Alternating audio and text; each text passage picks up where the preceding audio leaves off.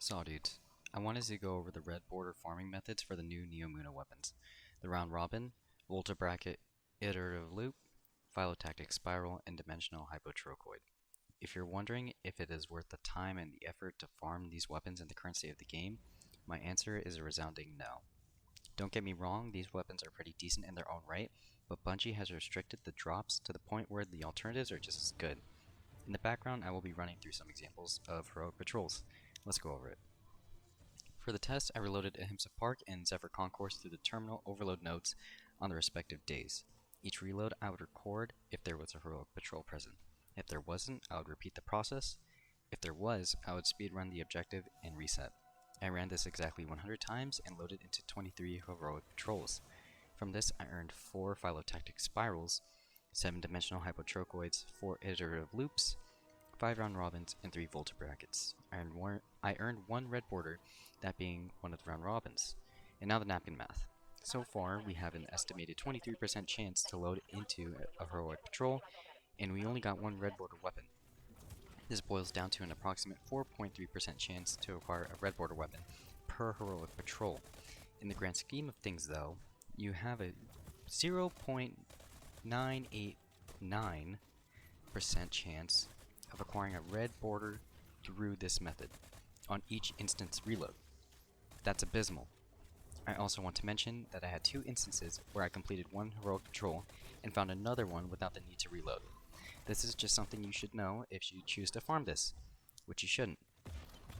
Other forms of farming for red borders include the engrams from Nimbus. In order to get red border weapons though, you should try to hit ring 30 with him as soon as possible, claiming the upgrade for guaranteed Neomuna weapons. For this part of the test, I just ranked up Nimbus through the aforementioned heroic patrol farm and through grabbing world chests and terminal overload chests. My starting rank with Nimbus for the test was 36, and my final Nimbus rank was 41, giving me 5 engrams total. I acquired 2 Phyllotactic Spirals, 1 Volta Bracket, 1 round robin, and 1 Dimensional Hypotrochoid. There were no red border drops.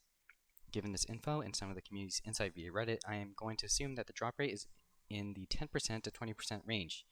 This is an optimistic perspective, however, but given this data, I cannot say for sure. There are 2 types of heroic patrols.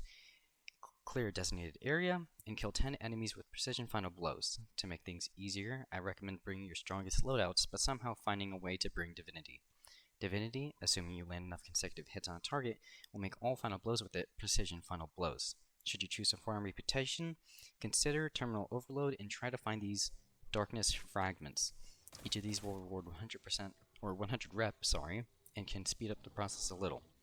Remember to do the From Zero and 2 hero quests on all 3 characters so that you can get the 3 guaranteed red borders. If you do want to pursue these weapons, be prepared for long nights. If you haven't gotten the point already, you shouldn't be farming for these weapons with the current RNG we have. There are currently videos roaming around that are carrying outdated information saying that heroic patrols are the best method, and while they are, Bungie likely changed the red border drop rate without any official announcement. The usual. No hate to those YouTubers though. They were right about a month ago, but that time has passed. I'll try to release a video that covers weapons that can serve as replacements for these soon. Thank you for watching.